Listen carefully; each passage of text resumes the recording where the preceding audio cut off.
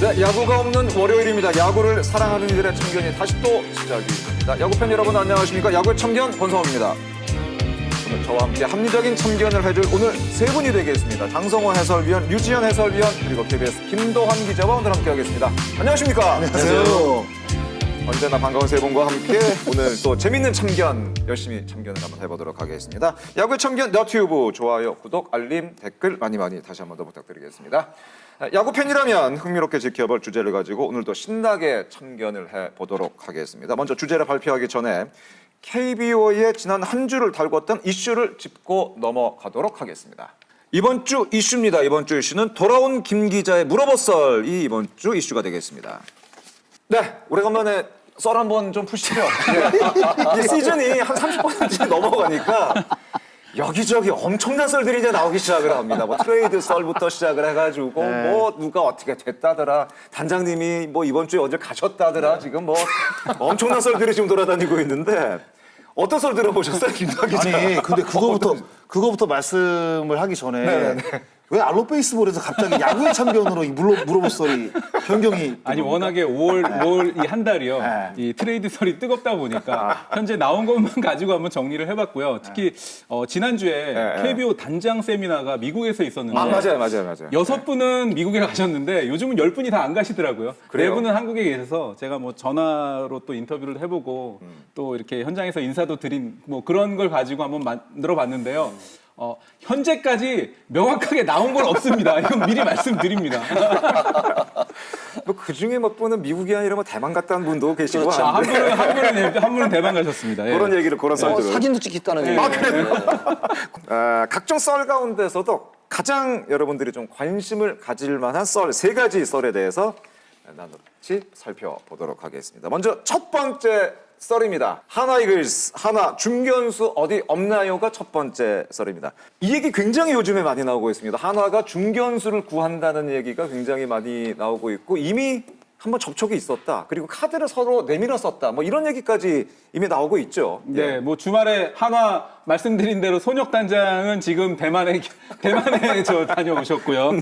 그 한화가 중견수 자리가 워낙 수비라던가 이런 게 지금 구멍이라고까지 현장에서 이야기가 나오고 있어서 지방의 모 구단하고 트레이드 접촉을 했다가 결렬이 됐다. 여기까지가 이제 석가탄신일까지 나온 그 결과고요. 이거 이미 이게 결렬이 됐다는 예, 얘기죠. 결렬이 됐고 그 이후에도 제가 프론트에 연락을 해봤더니 열려 있습니다. 아직도 중견수를 찾고 있다. 열려 있습니다라고까지 답변을 하셨습니다. 하나 이글스가 현재 중견수 굉장히 많은 선수를 올 시즌 기용을 했습니다. 그러나 지금 중견수의 주인이라고 할 만한 선수가 아직까지 나오진 않고 있죠. 그렇죠. 뭐 여러 선수들이 지금 나왔죠. 뭐 네. 이진영 선수, 그리고 임종찬 선수, 뭐 김강민, 정은호, 뭐 장진혁, 뭐 교체로 따지면 뭐 이원석 선수하고 뭐 이명기 선수까지 이제 봤으니까. 그런데 이제 중견수 포지션의 WAR을 보면 저는 이제 토요일까지의 기록입니다. 0.85 마이너스 0.85입니다. 플러스도 아니고. 이게 지금 리그 최하위고, 그리고 타율도 1할 9푼 8리, 중견수 포지션에서 최하위, 그리고 WAR 최하위, 그 다음에 OPS도 0.561 최하위, 그리고 홈런도 단 1개, 이 부분도 최하위. 진짜 너무나도 큰 구멍이라고 봐야겠죠. 이 정도의 어떤 그 세이버 지표라고 한다면. 이게 이러다 보니까 이게 옛날 얘기 나오는 것 같습니다. 이 마이크 터크먼 얘기 나오고, 뭐 한동안 또 이용규 선수 뭐 너무 거슬러 오는 이용규 선수 얘기까지 나오고 막 그런 거 있는데 그만큼 이거 중견수 자리 메우는 게 쉬운 일은 아닌 것 같아요. 그러니까 터크먼 선수를 지금 하나 입장에서 뭐 기억을 하는 것보다는 사실은 이제 그 하나 이글스의 최근 3년간 퓨처스 성적을 보면 지금 계속 1등을 하고 있었어요. 그만큼 퓨처스의 잠재 능력을 갖고 있는 선수들이 지금 꽤 있다. 뭐 전체적으로 어떤 그런 부분들이 결과는 냈거든요. 근데 이런 부분들을 어떻게 1군에 올라왔을 때 연결을 잘 시키느냐, 이런 부분이 굉장히 중요하겠죠. 그래서 제 느낌에는 지금 좌우 투수에 따라서 라인업에 어떤 그 변화를 주는 것보다는 어떤 선수가 어떤 그런 처음에 시작할 때 계획이 있었다면 좀 꾸준하게 좀 밀어붙이면서 조금 단기적으로 좀 안 좋다라고 하더라도 좀 길게 보고 좀 갈 필요가 있지 않겠나. 뭐 좀 개인적으로 이런 생각도 좀 해봅니다. 알겠습니다. 이게 선수 한 명 키우는 게 특히 센터 라인이기 때문에 그렇죠. 그 선수를 키우는 것 자체가 참 쉬운 일은 특히 아닌 것 같고. 이제 센터 라인 같은 경우는 공격의 어떤 그런 비중도 있지만 수비에 대한 어떤 그런 부분이 있기 때문에 여러 가지를 다 봐야 되거든요. 그러니까 육성하기 포수 다음에 뭐 유격수 다음에 그다음에 중견수. 그 정도로? 네, 쉽지 않을 것 같습니다. 그러니까 이 투수에 따라서 바꾸기보다는 좀 꾸준하게 가는 그렇죠. 것도 네. 육성의 어떤 좋은 방법이 될 수 있다. 알겠습니다. 그러다 보니까 한화 팬들이 최근에 좀 약간 좀 관심을 갖는 부분이 그 트레이드 카드에 관한 얘기가 굉장히 많이 나왔었어요. 그래서 뭐 한동안에는 최근 젊은 선수 뭐 일지명 선수가 뭐 이름이 좀 거론되기도 했었는데 일단 트레이드 불가 카드가 한화에서는 분명히 나왔죠. 네, 취재를 해보니까 이제 김서현, 문동주 그리고 주현상, 황준서. 그러니까 강석구를 던지면서 유망주, 풀 그리고 지금 마무리를 맡고 있는 주현상 선수까지 트레이드 불가로 이제 못 받고 있거든요. 그러니까 제가 스카우트 팀 타구단이지만 타구단에서는 약간 어드바이스 형식이지만 이런 얘기도 했습니다. 트레이드를 성사시키기 위해서는 출혈을 감수해야 된다. 그렇죠. 예. 남의 떡은 커 보이고 내 새끼는 너무 아까워하는 아이, 거 아니냐 그럼요. 이런 당연하죠. 이야기까지 하기 때문에 예전부터 한화가 원래 좀 약간 그랬거든요. 사실 한화가 4, 5년 전에도요. 네. 정우람 선수 카드로 NC와 얘기 있었죠. 맞춰보다가 맞습니다. 맞아요. 맞습니다. 예. 하나 쪽에서 사실은 거절을 했거든요. 그때 지금 NC 카드가 지금 이제 뭐 완전히 주전으로 성장했으니까 실명을 얘기하면 바로 권희동 선수, 김성욱 선수입니다. 네. 이미 한화가 5년 전에도 그런 사례가 있었기 때문에 지금 많은 팬들이 워낙 관심을 가지고 있기 때문에 이런 얘기들이 나오는 것 같습니다. 그렇습니다. 아직까지는 5월달이고 승부를 걸어봐야 될 시기가 좀 더 남아있기 때문에 아마 글쎄 한화 내부적으로 어떤 판단을 할지는 좀 더 지켜봐야 될 것 같습니다. 이 트레이드가 쉬운 일은 분명히 아닌 것 같습니다. 예. 다음 얘기로 넘어가면은 LG 셀러리 캡을 비워라가 이제 두 번째 썰이 되겠는데 LG 내부적으로 좀 셀러리 캡에 대한 얘기가 굉장히 많이 나온다면서요? 네, 일단 우승을 했기 때문에요. 네.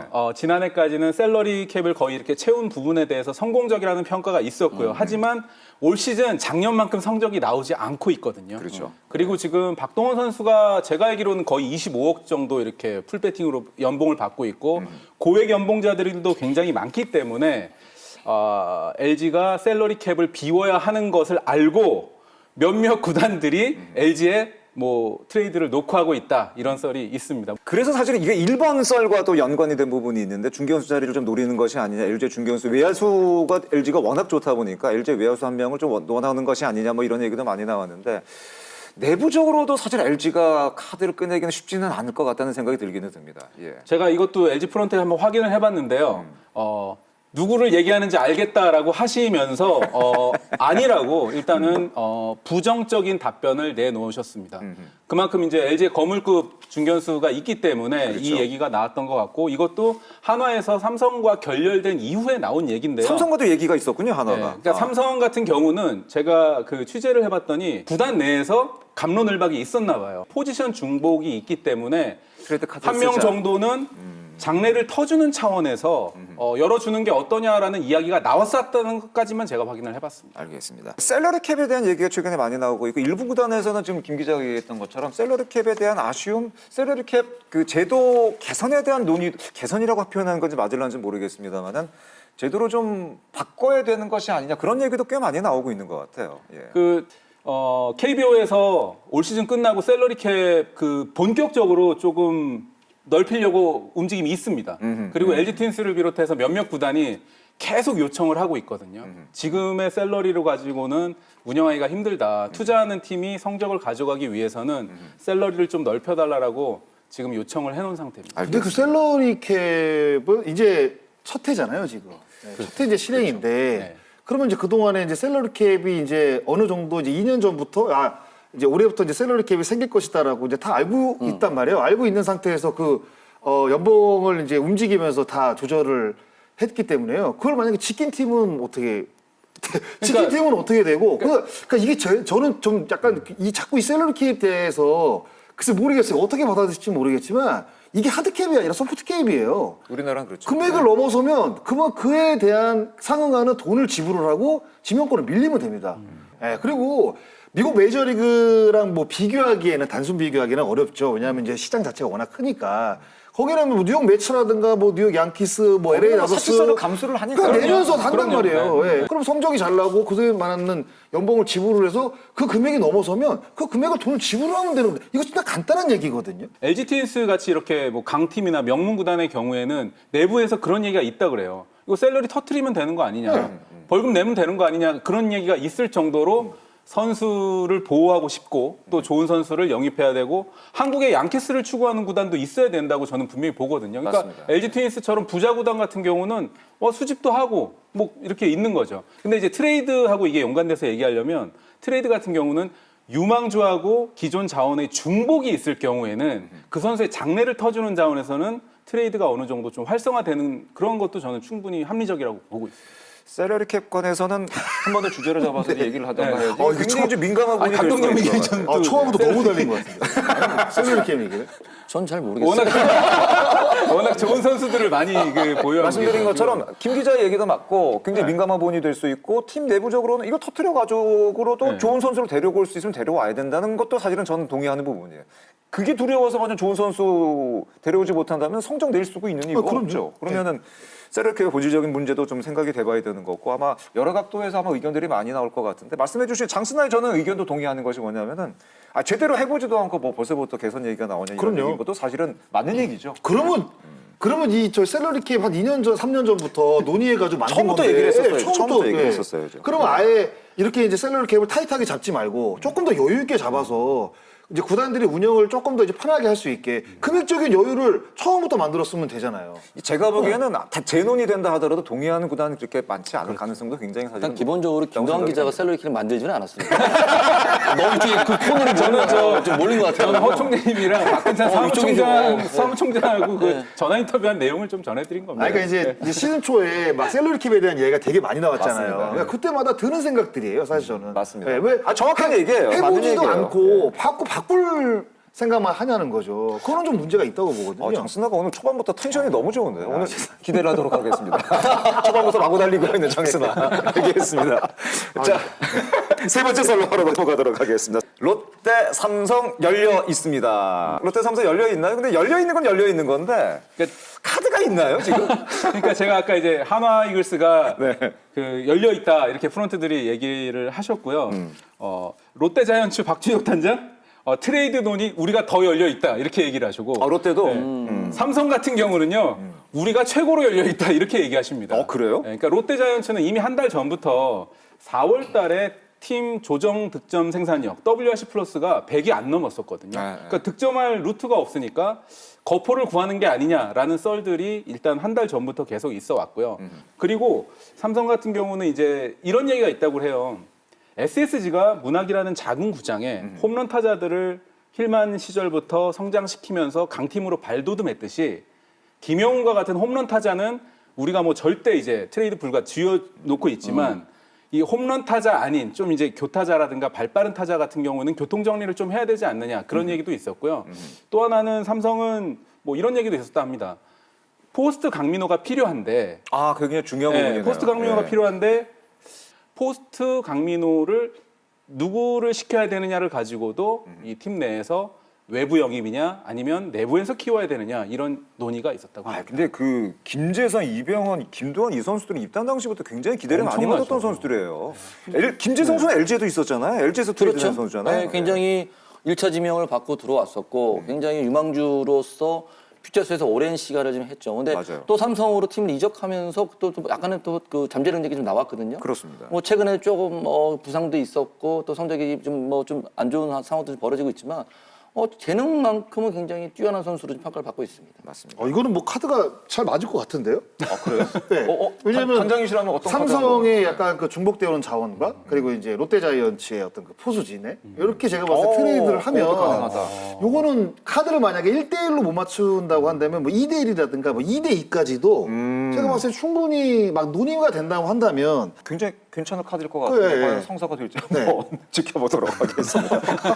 괜찮은데요? 이것도 근데 롯데가 이거. 롯데 얘기를 하셨는데 거포 얘기는 사실은 김태형 감독 부임할 때부터 거포 얘기 있었죠. 나왔었고 있었죠. 때마침 지금 전준우 선수가 부상으로 또 빠져있는 상황이기 때문에 거포에 대한 어떤 갈증이 굉장히 좀 심하지 않을까 생각이 되는데 근데 롯데에서 얘기하는 거포를 지금 리그에서 보면은 생각보다 그렇게 카드가 많지가 않아요. 예. 저도 그래서 이제 스카우트 팀에 물어봤거든요. 대한민국에요 거포가요 없습니다. 별로 없어요. 생각보다 노시환 별로 선수 없어요. 빼고 없어요. 저한테 뭐 그렇게 얘기하시더라고요.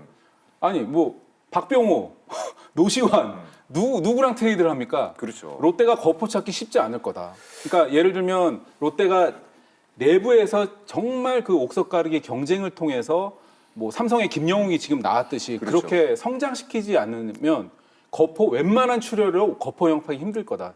있어봤자 지금 SSG의 전희산 정도일 거다. 그렇게 얘기를 하시는 변우혁 선수 스카우터가 정도 네, 카드 얘기를 그 정도 하시더라고요. 카드? 예. 근데 전희산을 SSG에서 과연 내놓을까요? 쉽지 않죠. 쉽지 않은 카드인 것 같습니다. 예. 오늘 재밌는 얘기 많이 한 것 같습니다. 예.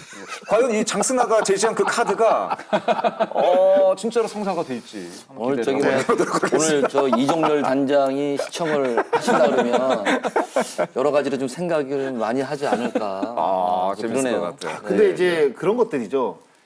현 상황을 봐야 되는 거죠. 그러니까 삼성 같은 경우에는 지금 잘 나가고 그렇죠. 있으니까 사실상 뭔가 변화를 안 주려고 하죠. 그렇겠죠. 그냥 안정적으로 운영만 해도 지금 성적이 잘 나고 있으니까. 되게 중요한 부분이에요. 네, 맞아요. 그렇게 갈 거란 말이에요. 왜냐하면 만약에 트레이드가 지금 잘 나가는 팀에서 나온다고 한다면 그 또 팀 안에 팀원들이 또 요동칠 수가 그렇죠. 있거든요. 그럴 수 마음들이. 있죠. 그럴 수- 분명히 흔들 그런 것도 필요가 있거든요. 없죠. 예. 흔들 이유가 없는 거죠. 그리고 이제 아래에 있는 팀 같은 경우에는 뭔가 이제 다시 한번 반등을 만들어내기 위해서 또 하나의 카드로 트레이드를 쓰기 때문에 적극적으로 달려드는 건 아무래도 하위권에 있는 팀들이고 맞아요. 상위권에 있는 팀들은 웬만하니까 하려면 하겠죠. 근데 진짜 좋은 카드가 아니면 안 하겠죠. 그렇죠. 그러니까 이렇게 그 위치에 따라서 뭔가 이제 갖고 있는 어드밴티지가 이게 달라지는 거죠. 예, 그렇게 아마 저는 갈 가능성이 있지 않을까. 그러니까 생각을 이제 해요. 작년 시즌에 이제 채원태와 이주영. 이주영 그런 카드처럼 어떤 시즌 후반에 어떤 승부수를 뛰어야 되는 그렇죠. 상황이라면 그렇죠. 좀 조금 출혈이 있더라도 어떤 그런 승부수를 좀 걸 수가 있는데 지금 시기에서는 뭐 장선아지 얘기했던 것처럼 잘 나가는 팀에서는 굳이 변화를 주거나 흔들 필요가 없다는 거죠.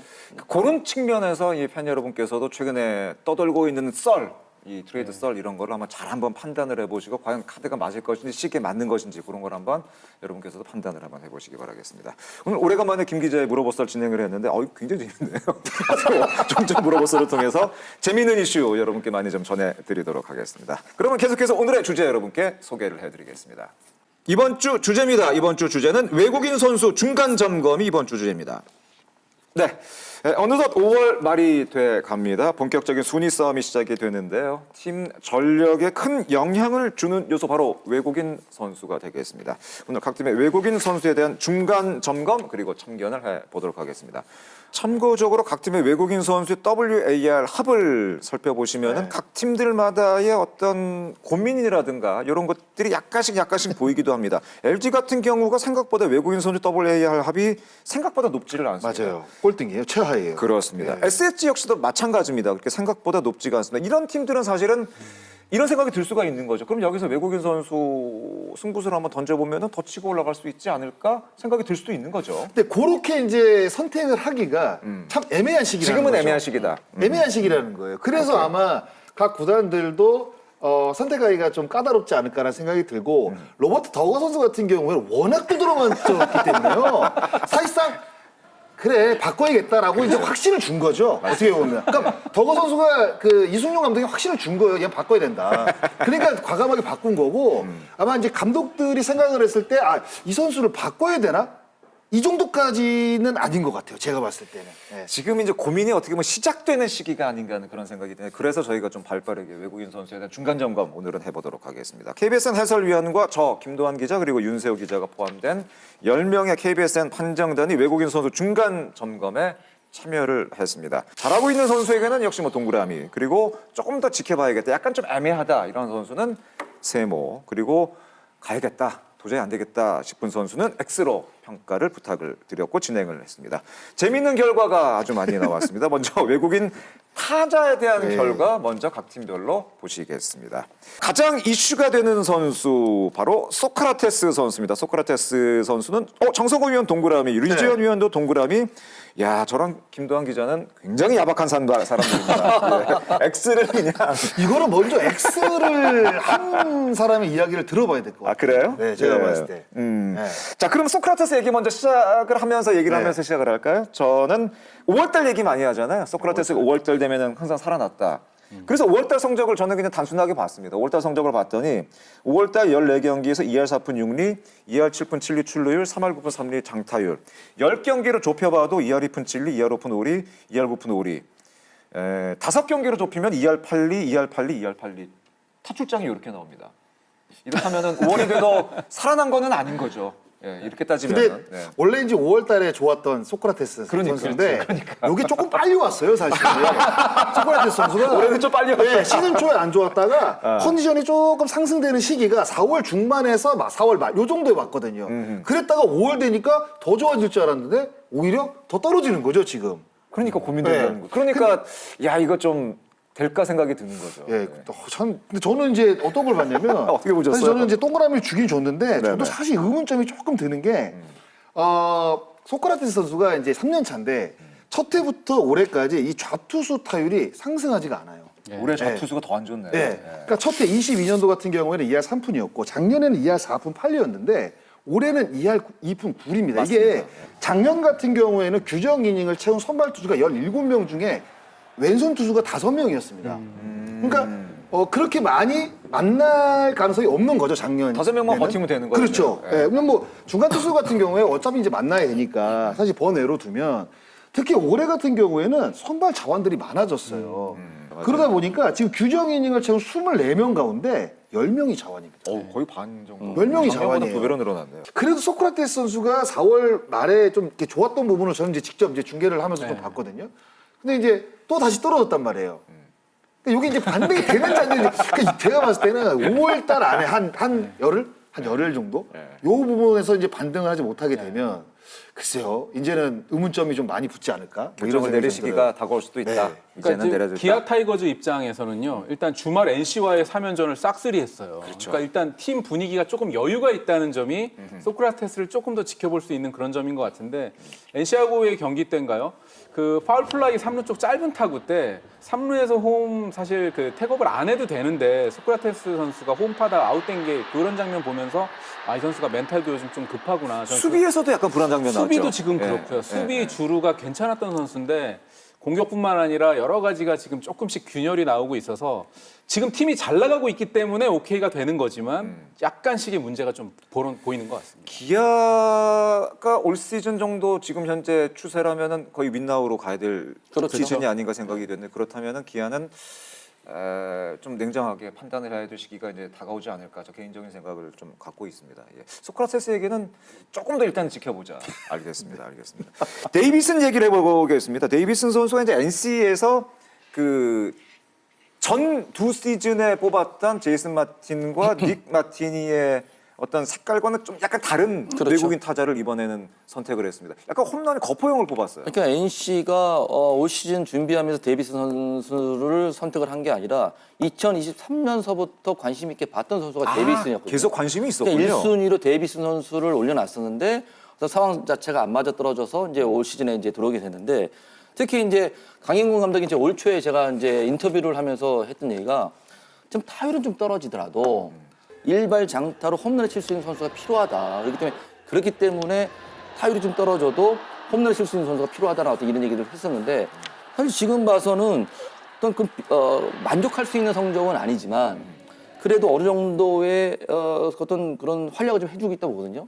그리고 공격적인 부분도 있지만 저는 지난주에 그 수비하는 장면에서도 굉장히 어떤 그 타이트한 상황에서 수비를 하면서 게임을 끝내는 장면이 한번 있었거든요. 아하, 예. 근데 그런 부분도 좀 높게 좀 봐야 되지 않느냐 이런 생각도 들고 또 데이비스 선수는 또 4번 전형적인 4번 타자이기 때문에 또 그런 또 가치도 있지 않나 뭐 이런 생각도 해봅니다. 그리고 또 한 명의 뜨거운 타자가 바로 이제 파라자 선수거든요. 요나단 파라자인데 파라자는 뭐 올 동그라미가 나왔습니다. 올 동그라미가 나왔는데 수비 얘기하기 시작을 하면 수비에 관한 얘기는 또 약간 좀 시각이 다른 시각들이 많이 나와요. 근데 수비는 사실 뭐 KBO 리그에 오기 전부터 그러니까 미국에서에 대한 평가도 사실 좋지가 못했어요. 그때부터 수비 얘기는 많이 나왔죠. 지금 외야수인데 제가 알기로 시즌 6개거든요. 예. 그러니까 이게 한 시즌에 외야수가 가장 많이 실책한 게 이강돈 선수가 90년도에 11개인가 한 거 제가 기억을 해요. 제가 얼마 전에 중계하다가 준비를 한번 한 적이 있거든요. 아실 거예요. 같이 중계하다가. 외야수가 사실 한 시즌 중에 11개 하기도 어렵거든요. 사실 여러 개 진짜 어려운 거거든요. 6개도 많은 거예요. 엄청 지금. 많은 거죠. 3분의 1을 했는데 6개를 했다는 거는 진짜 많은 수치거든요. 근데 이거는 글쎄요. 뭐 페라자 선수가 원래 수비가 그렇게 강하지 않는다는 거를 알고 사실 영입이 된 부분이기 때문에 어느 정도는 감수를 하지 않을까라는 생각을 해요. 하나 그렇죠. 입장에서도 몰랐던 네. 것도 아니고. 그리고 페레즈 선수의 이제 화면에 나오는 모습 보면 꼭 실수를 한 다음에 꼭 이런 모습을 그 다음부터는 굉장히 힘들어서 뭐 거의 얼굴 가까이 좀 글러버가 와 있어요. 근데 사실은 뭐 장현도 알겠지만 사실은 현대야구에서는 옛날에 저희 때 배울 때만 해도 투핸드 했어요. 구성 캐치 네, 그랬거든요. 근데 사실은 최근 어떤 야구의 흐름에서는 원핸드 캐치 잘해야 돼요. 아, 그렇군요. 그러니까 지금도 보통의 이제 아마추어에서 이제 습관이 잘못된 선수들이 땅볼 잡을 때도 이렇게 두 손으로 가가지고 이렇게 놓치는 경우도 이렇게 뭐 쥐잡는다스러운 얘기 하잖아요.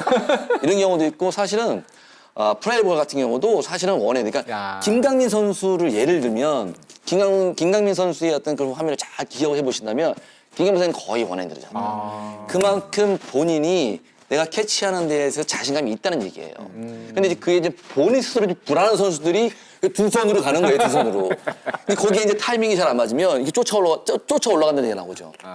그런 부분 때문에 실수가 더 나온다고도 볼 수가 있습니다. 한 가지 재밌는 것은 한동안 외국인 타자 하면은 뭐 데이비슨과 같은 거포형 홈런 타자를 굉장히 선호를 했는데 이제는 트렌드가 완전히 바뀐 것 같아요. 거의 OPS형 타자를 각 구단에서는 선호를 하는 것 같습니다. 대부분이 다 OPS가 좋고 출루율도 괜찮고 장타율도 나쁘지 않은 그런 유형의 타자를 많이 선호하는 것 같아요. 어떤 변화가 좀 있는 걸까요? 뭐 저도 이제 뭐 현장에 있을 때 사실 외국인 타자를 잘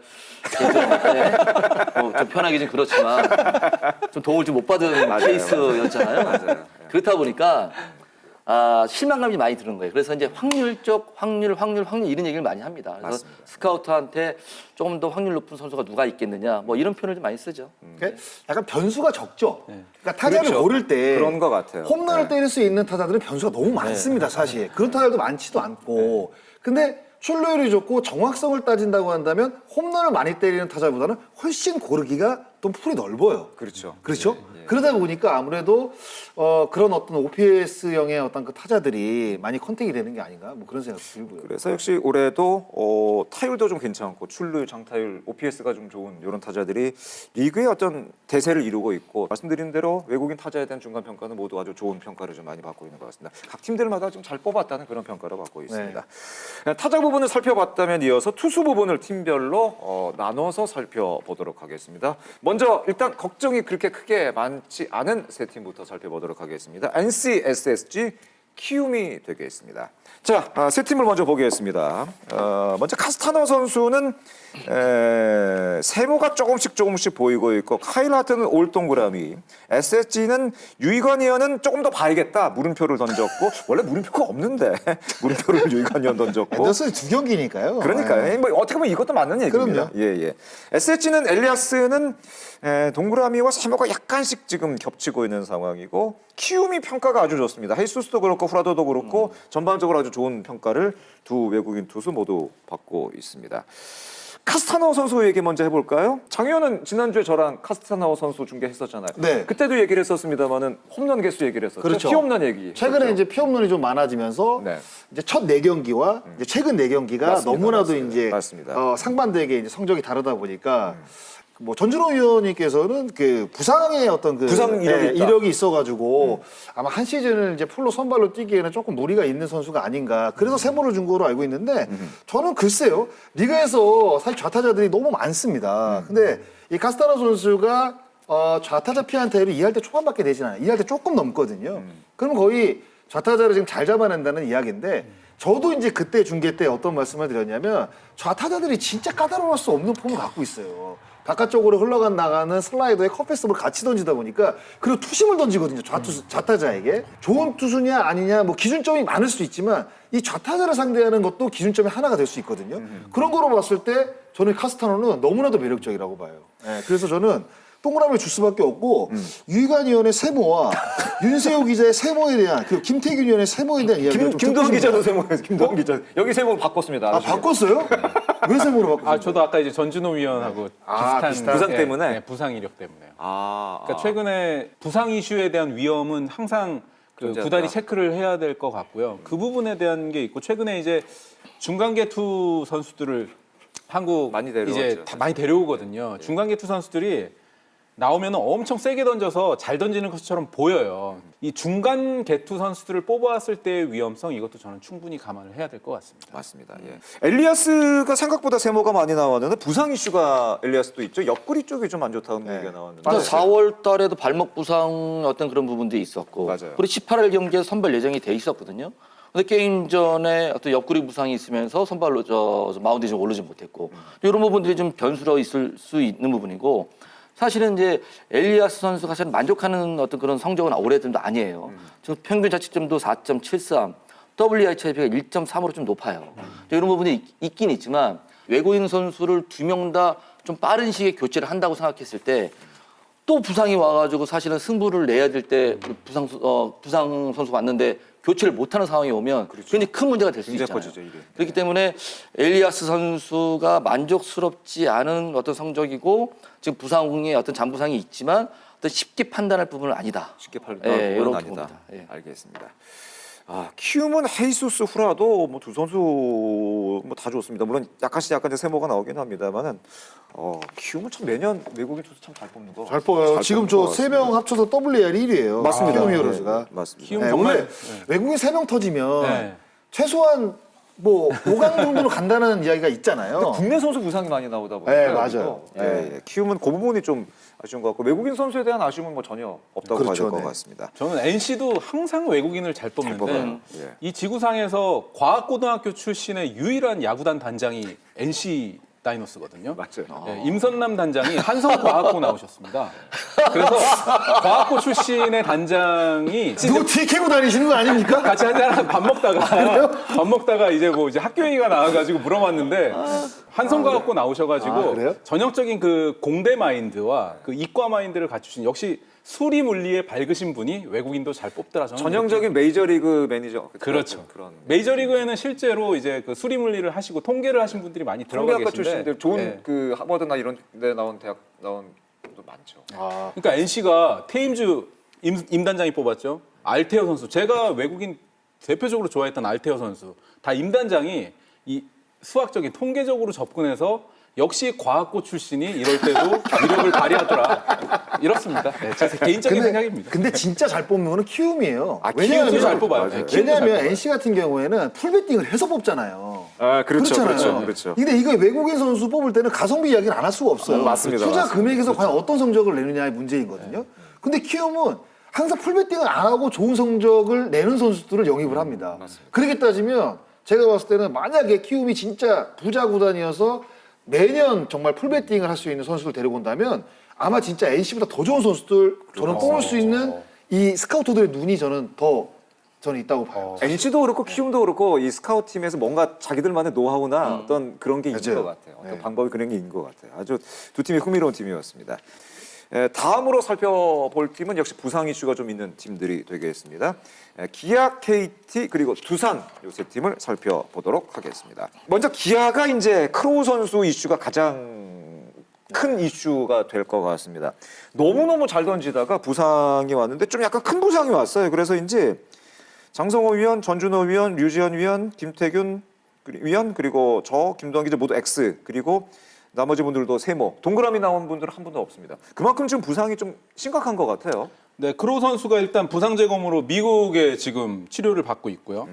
그러니까 제가 봐서는 김 단장이 지금 회의 중이라서 전화를 안 받으시더라고요. 제가 문자를 한번 드렸더니 공식적으로 결정된 거는 없습니다라고 하셨습니다. 그런데 이렇게 얘기하시는 거로 봐서는 그래도 뭔가 내부적으로는 지금 대체 외인 선수를 보고 있는 게 분명합니다. 그러니까 그렇겠죠. 이 정도 되면 그렇겠죠.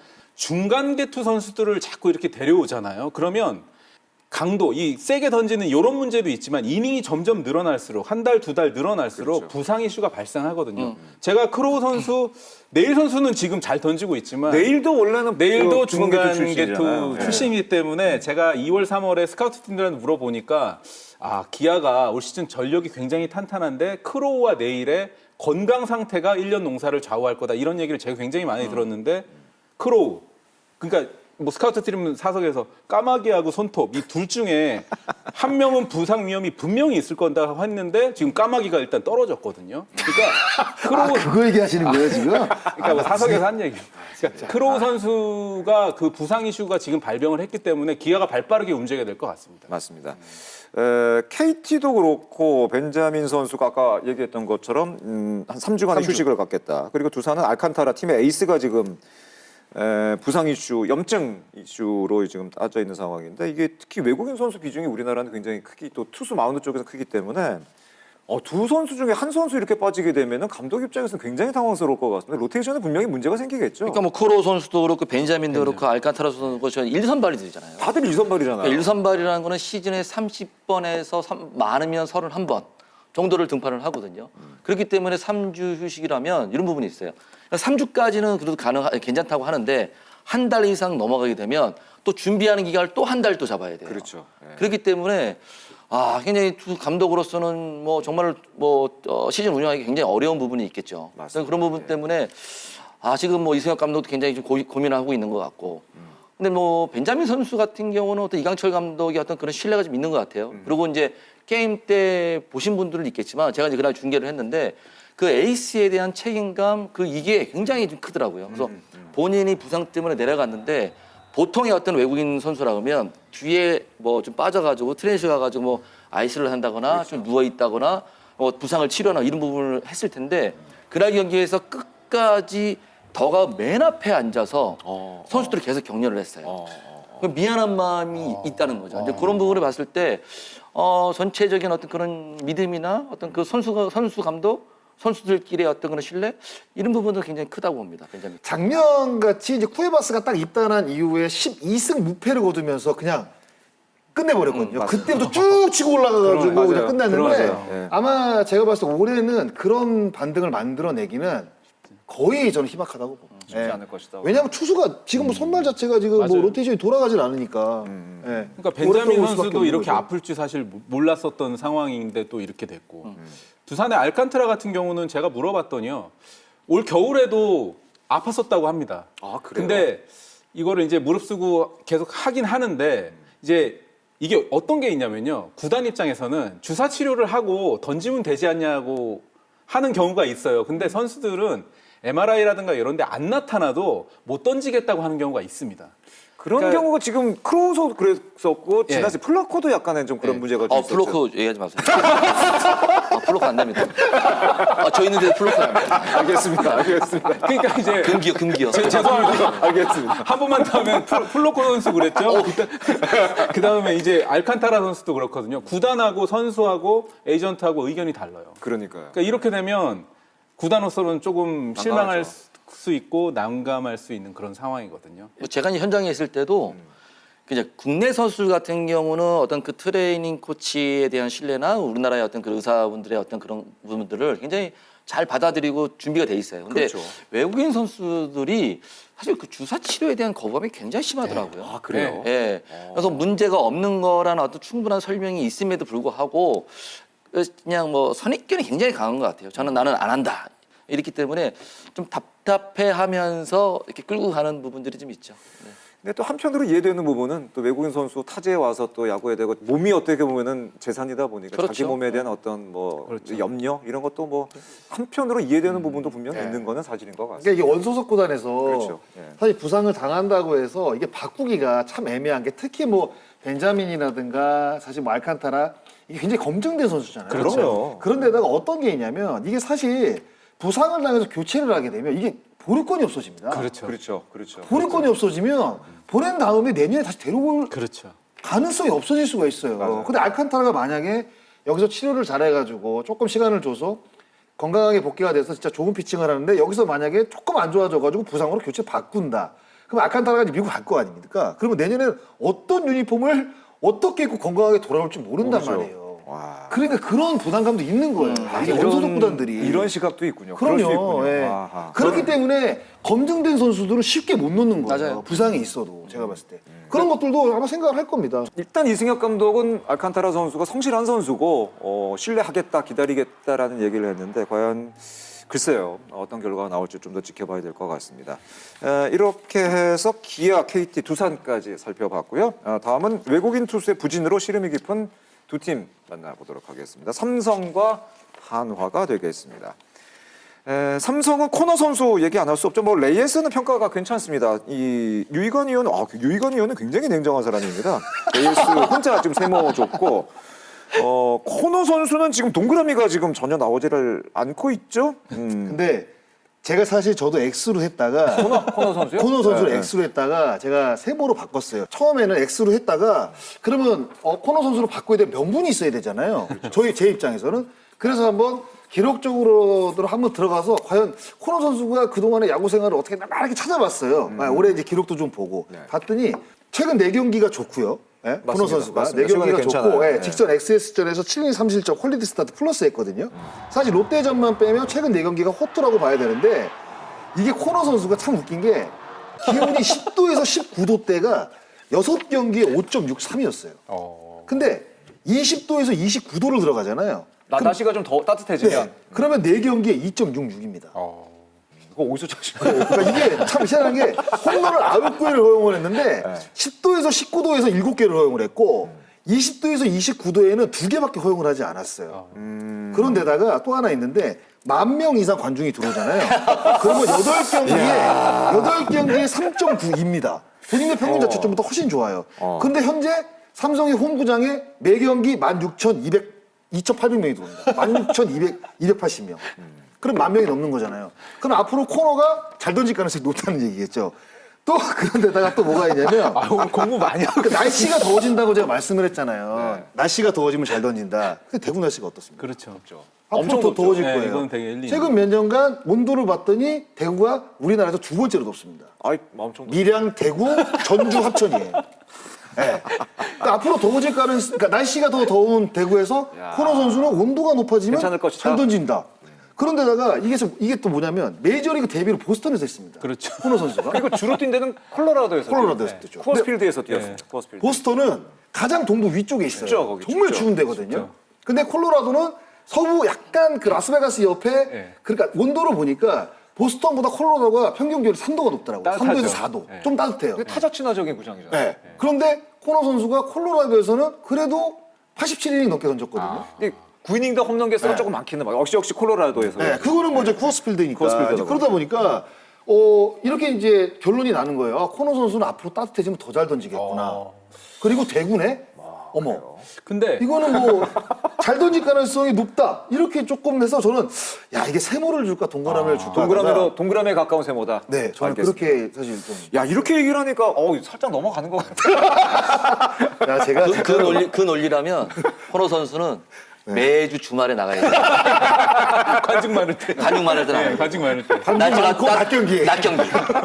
최근 경기를 보면 코너에서 조금 벗어났다. 코너에서 좀 벗어났다. 코너에서 아주 몰렸는데 조금 벗어나고 있는 그런 추세다. 그러니까 여기 대부분 X를 주신 분들이 제가 봤을 땐 그래요. 그러니까 코너가 사실 뭐 시즌 초반에 좀 안 좋았잖아요. 많이 최근에 안 좋은데 좋았죠. 많이 안 좋았죠. 이게 기본 바탕에는 네. 이게 기본 바탕에 뷰캐넌을 데려올 수 있는 기대감이 있기 때문에 그렇죠. 이렇게 제가 봤을 때 X가 네. 많다고 봐요. 저는. 뷰캐넌 데려올 수 있어요. 뷰캐넌은 지금 트리플 A에서 잘 던지고 있다고요? 리하이밸리에서 8경기에 3승 2패 4.37이에요. 괜찮네요. 정말. 실제로 코너 선수가 안 좋잖아요. 그럼 국제팀에서 뭐라도 좀 해야 될 거 아닙니까? 그래서 뷰캐넌 선수를 알아보고 있었어요. 근데 때마침 또 마이너리그로 됐고 데려올 수 있는 상황이 돼서 뭔가를 좀 하고 있는데 그러면 어떻게 되냐? 목요일 날 솔직히 이럴 수도 있습니다. 아, 코너가 좀 오늘도 좀 별로여야 뷰캐넌 보고서를 올리는데 목요일 날 엄청 잘 문학구장에서 던졌죠. 무시무시한 공을 또 던졌어요. 맞습니다.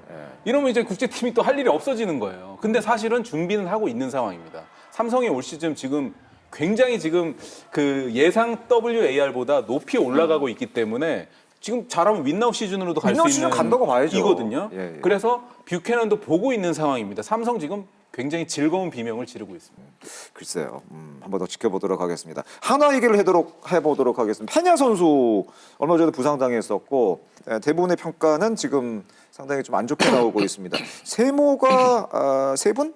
박용택, 전준호, 유지훈 의원 세모 주셨고 나머지는 다 좀 X로 나왔죠. 지금 페냐 선수 부상은 어느 정도인 건가요? 제가 오늘 들어오기 전에도 물어봤거든요. 부상 심하지 않다고 하대요. 저는 생각보다 심하지 네, 않다. 주사 치료로 또 금방 된다고 하니. 그러니까 두 선수 모두 다 부상은 심하지 않다고 합니다. 그러니까 제가 봐서는 손혁 단장이 대만에 가 있다고 하는 거는 뭔가 좀 보고 싶은 선수가 있어서 가셨을 거예요. 그 한화 프런트는 저한테 미국에서 본 선수, 대만에서 본 선수 정확하게 올려놔서 객관적으로 검증하고 있다라고는 얘기를 했는데 제가 봐서는 두 선수 중에 한 명이면은 페냐 선수가 되지 않을까. 그렇게 저는 보여요. 큰 부상이 타구에 맞아 큰 부상이 아닌데도 말소를 했다. 그런데 평대가 6점대고 단장은 대만에 가 있는데 최근 나오는 이것도 이제 썰인데 썰에 보면은 에릭 스타웃이라는 선수가 주 타겟이 되어 있다. 다만 이 선수가 좌완이다 보니까 팀의 좌완 선발이 너무 많은데 많죠. 또 좌완을 데려온다고 뭐 이런 의문도 있는 것 같아요. 지금 뭐 하나 입장에서는 뭐 자완 우완을 그런 상황은 아니라고 보고 뭐 손혁단장 뭐 팬들에 의해서 사진도 찍히고 17일이죠. 뭐 저희가 뭐 직전에도 말씀드렸지 지금 단장들이 사실은 지금 미국에 가야 있어야 맞아요. 되는 상황인데 맞아요. 지금 손혁단장은 지금 미국이 아니라 지금 대만에 지금 출장을 가 있거든요. 분명한 이유가 있겠죠. 어떤 그런 그 인터뷰 내용을 살펴봐도 어떤 뭐 교체를 한다 안 한다 뭐 어떤 선수를 보러 간다 이런 것보다는 화면으로 봤던 동영상으로 봤던 선수를 직접 체크를 해보겠다 뭐 이렇게 표현을 했거든요. 분명히 어떤 식으로든 뭐 좀 가능성은 좀 크지 않나 이렇게 보고 있습니다. 일단은 한화의 외국인 선수 관련한 이슈는 좀 굉장히 많이 나오고 아까 뭐 저희가 중견수 썰도 풀었습니다만은 한화에 대한 관심이 올해는 굉장히 좀 높아진 건 틀림없는 사실인 것 뭐 같습니다. 성적으로 봐도 지금 그 WAR이 유일하게 마이너스거든요. 네. 케냐가 외국인 30명 가운데 0.03입니다. 이게 WAR이 마이너스라는 건 어떤 부분인지 알고 계시죠? 그럼요. 돈을 주고 경기에 나가야 되는 뜻이에요.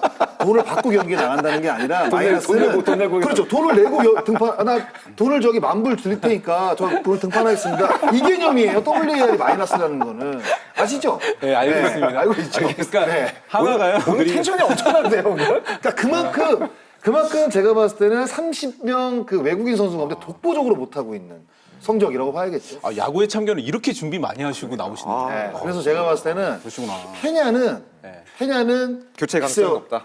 저는 굉장히 높다고 보고 글쎄 뭐 시기는 어느 데인지 모르겠어요. 제가 뭐 똑시키 도사도 아니고 근데 바꿔야 될 것 같습니다. 제가. 시기가 바꿔야 사실 될 굉장히 중요한 게요. 하나 이글스가 SSG로 간 앤더슨 선수를 계속 관찰을 했었습니다. 그렇죠. 그런데 SSG가 아주 그냥 재빠르게 발빠르게 움직여 쳤어요. 그리고 앤더슨 선수 그 와이프 부인이 영어 강사인데 송도를 굉장히 좋아해요. 국제도시 거기가 그, 국제학교도 많지 않습니까? 지금도 제가 알기로는 영어 과외를 하고 이렇게 하고 있는 거 이게 부인의 성향 이런 것도 다 해가지고 앤더슨 선수를 재빠르게 또 이렇게 했어요. 그러니까 한화가 굉장한 정보력이 있나? 뭐 할 때 왜냐하면 이게 이 외국인 선수들이요 가족 중요한 부분입니다. 가족 굉장히 중요해요. 중요한 부분입니다. 이게 단순히 선수 데려오는 게 국제팀 엄청 보통 일이 아닙니다. 그래서 SSG가 앤더슨 데려온 거 전 정말 발빠르게 움직였다고 생각하고 손혁단장 대만 가신 김에 저는 좀 한번 지를 때가 게임 체인저가 지금 하나가 필요하거든요. 맞습니다. 뭔가 좀 발빠르게 좀 움직였으면 어떨까 그런 생각도 듭니다. 이제 두 팀 남아 있는데요.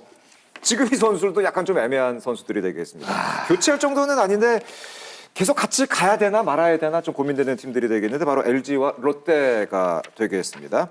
윌커슨 선수에 대한 평가가 약간씩 좀 엇갈리고 있습니다. 윤세호 기자는 아예 X를 줬고 많은 분들이 세모 윌커슨 제가 봤을 때 윤세호 기자 세호 나와서 기자- 이거 제가 봤을 때 설명해야 될 것 같은데. 아니 세호가 오늘 자기 안 나온다고 밑에 뭐 전부 그러네요. 세모에 X에 와. 윤세호 기자가 세모가 제일 많네요 보니까. 예. 그만큼 뭐 이렇게 확 마음에 드는 외국인 투수들이 이렇게 안 보이는 거죠. 기준이 높다. 네, 기준이. 예. 알겠습니다. 윌커슨 유전 의원도 세모하셨는데 윌커슨 평가 좀 어떻게 하세요? 최근 뭐 5월달 들어서는 지금 3경기 연속 잘 지금 QS를 하고 네. 있기 때문에 지금 자기 모습을 찾아가는 것 같아요. 네, 네. 저 기록을 좀 찾아보니까 2023년도에 그 구속이 144 이상이 나왔었고 평균 구속이요. 근데 2024년 4월까지는 평균 구속이 142까지밖에 맞아요. 안 나왔어요. 구속이 근데 많이 떨어졌더라고요. 구속이 떨어지다 보니까 본인이 던질 수 있는 어떤 변화가 통하지 않았던 부분. 근데 이제 5월달 되면서 144.5로 지금 구속이 좀 늘어났거든요.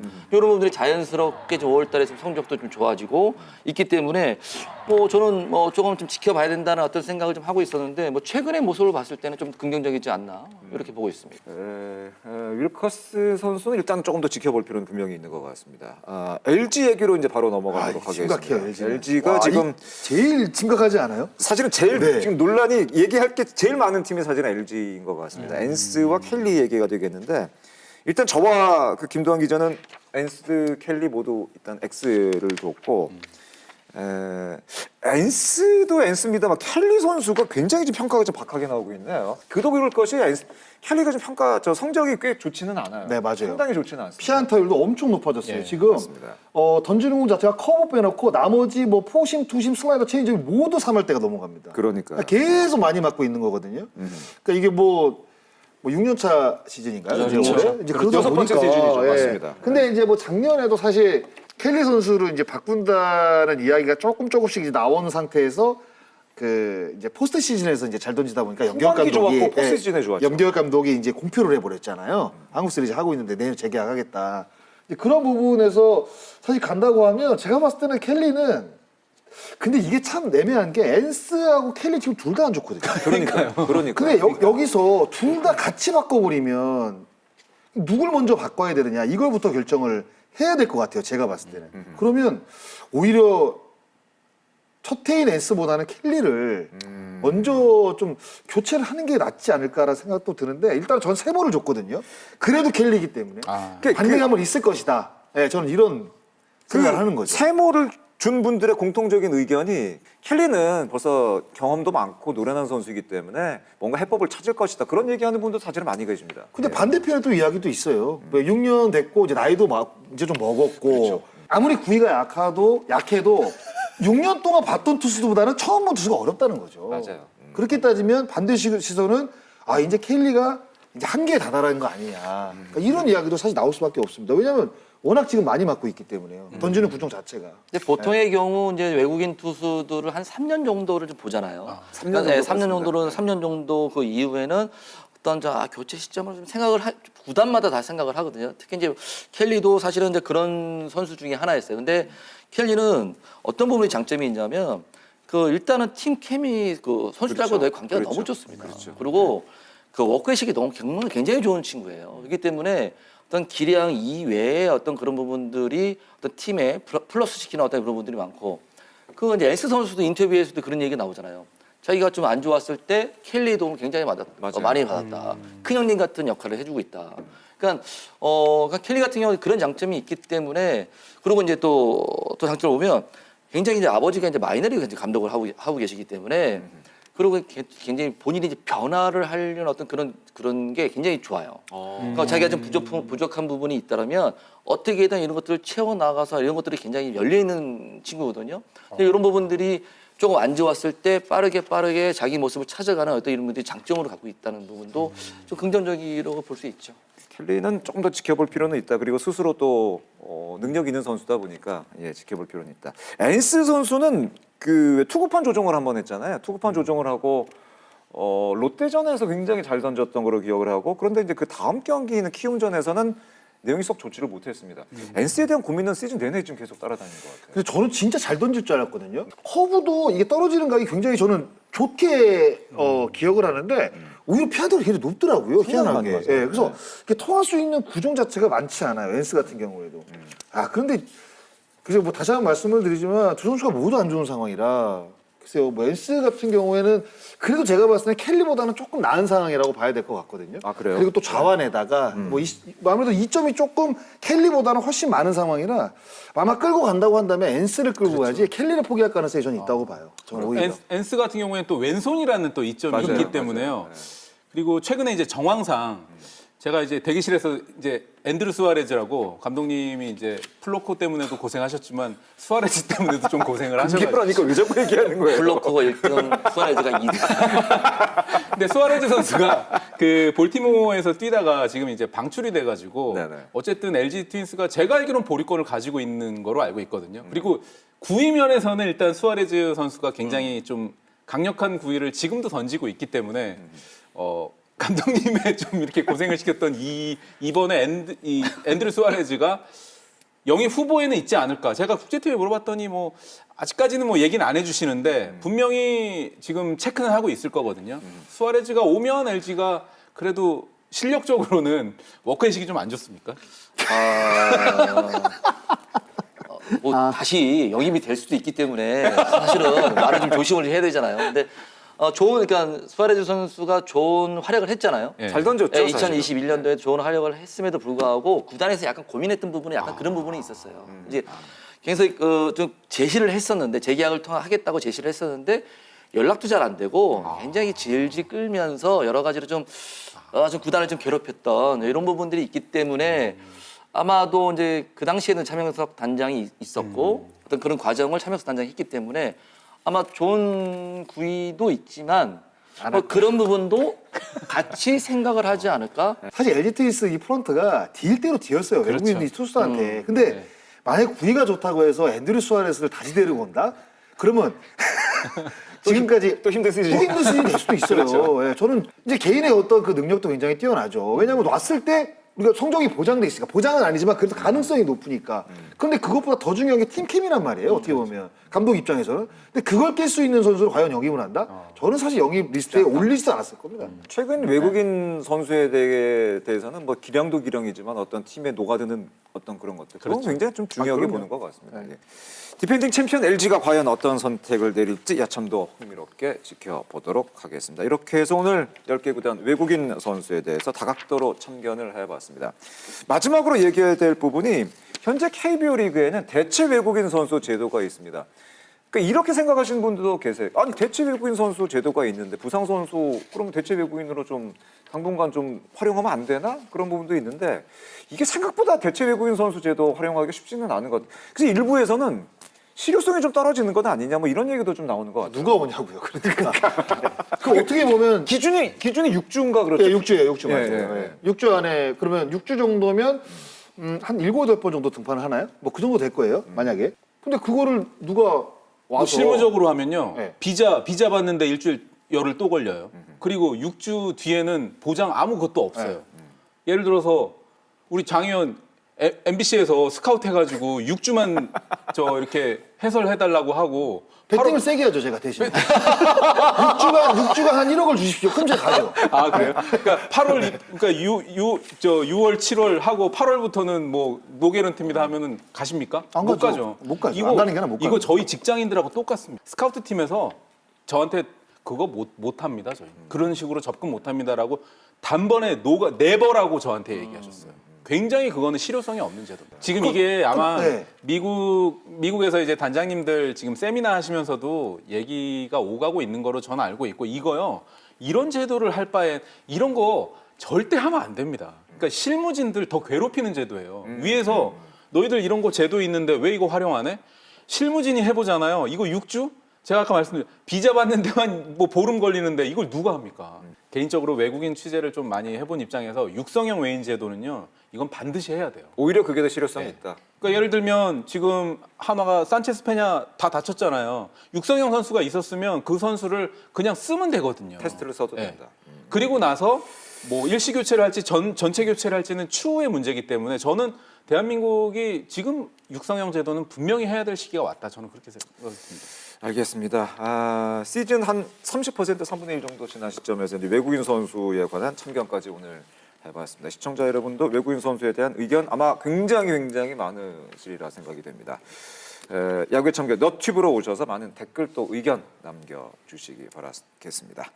더워지는 날씨만큼 순위 싸움도 뜨거워지고 있습니다. 팀 전력에 큰 비중을 차지하는 외국인 선수들이 상위권 팀들의 날개를 달아줄지 하위권 팀들의 게임 체인저 역할을 해줄지 야참도 흥미롭게 지켜보도록 하겠습니다. 오늘 참견해 주신 세 분과 함께 인사드리도록 하겠습니다. 장성호 해설위원, 유지연 해설위원 그리고 KBS 김도환 기자와 함께한 시간이었습니다.